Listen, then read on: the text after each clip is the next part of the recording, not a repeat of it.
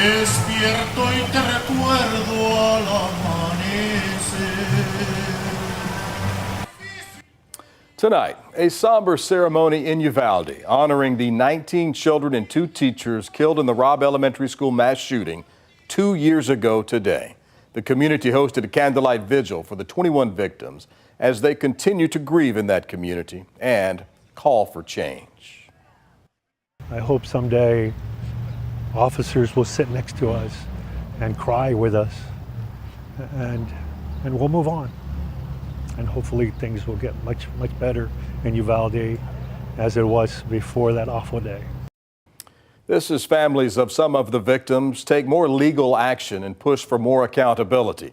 Today, the families announced they're suing Meta, Instagram's parent company, Activision, the maker of the video game Call of Duty, and Daniel Defense, which made the AR-15 style assault rifle that the shooter used that day. They accuse the companies of preying on insecure adolescent boys. Earlier this week, families of some of the victims also announced that they're suing Uvalde CISD and more than 90 Texas DPS troopers who responded to the elementary school shooting 2 years ago today. We all know who took our children's lives, but there was an obvious systemic failure out there on May 24th. The whole world saw that. Back in January, the Uvalde County District Attorney convened a grand jury to determine if any of the officers who responded, who waited 77 minutes before breaching the classroom to take down the shooter, will face criminal charges. That grand jury still has not released its findings. As families continue to push for answers, those who were inside the school and survived continue to live with the memory of what happened that day. Alicia Nieves spoke with a 4th grade teacher who said that the second year since the tragedy's been the hardest as the reality of what happened truly sinks in.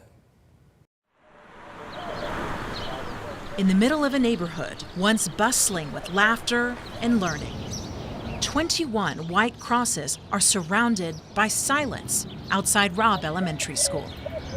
Every once in a while I get that on my heart, okay, just go by there.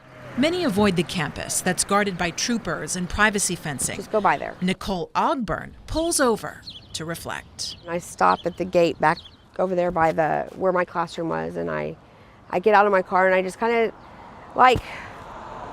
stare and pray and think to myself, did this really happen? She continued teaching 4th grade at Uvalde Elementary. When she visits Robb, we talk about our families. She also seeks advice. We'd vent to each other, we'd laugh. From trusted friends whose presence is deeply missed. I'll go and ask, okay, Eva, what do I do? Or Irma, what do I do? Her fellow teachers, Eva Mireles and Irma Garcia, joined her for lunch almost every day. I feel closer to them sometimes if I come by and just say, hey, what do I do now? How do I handle this? In April, Robb teachers were allowed back in their classrooms. Nicole says it's the closure she needed. I literally walked kind of that path of when I first saw him to when I told all the kids, get down, get down, get down. And I kind of walked my path. I was literally right here when the shots were being fired in. 1, 2, 3. Like most teachers, Nicole creates special connections with her students every year. 2, 3. But with the class from 2022, she says that bond is different. I have kept in touch with some of them. I see them around town a lot and they're always running and Miss Ogburn, and giving me hugs. As the end of school approaches, Nicole says instead of excitement, anxiety takes over. Sometimes you still remember those sounds, the smells, the screams, or the silence. She's doing her best to continue to live her life as a teacher, as a mother, as a wife, with wounds that she says may never heal. I always told my kids, we're safe, we're safe, we're safe. Everything's gonna be okay, we're safe at school. This is your safe place.